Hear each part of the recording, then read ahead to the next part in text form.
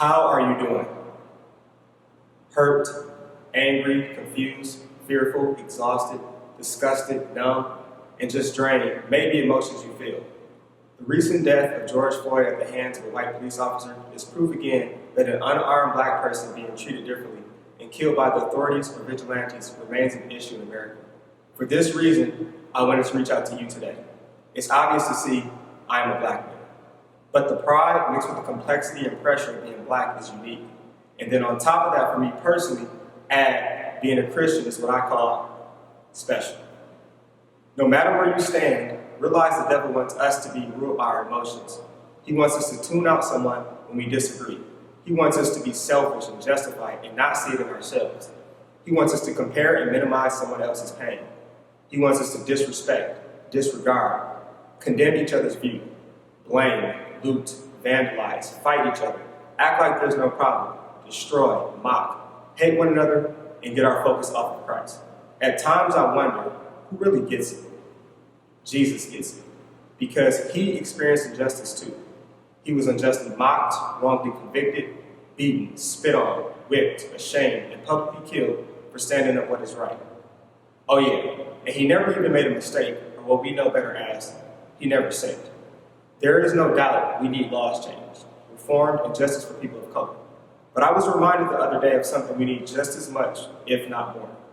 We need people's hearts to change. Views can't change if the heart doesn't change.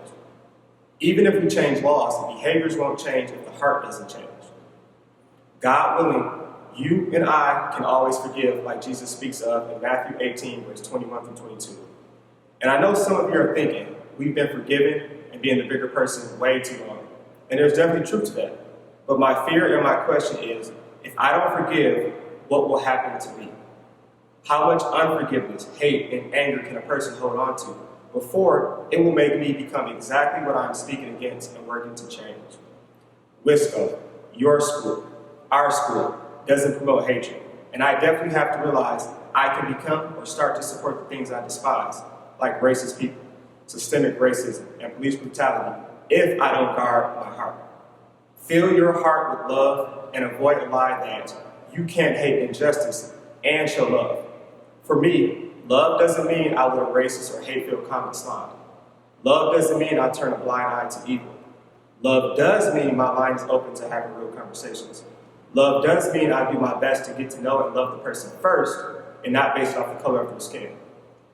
Fight injustice, but continue to address the injustice with love. Remember, our fights may look different. We can fight and speak against injustice and show love. This is not an either-or thing like the devil wants us to believe. I can do both. You can do both. Romans 12 verse 9 says, love must be sincere. Hate what is evil, cling to what is good. Stay strong, guard your heart, and fight the good fight.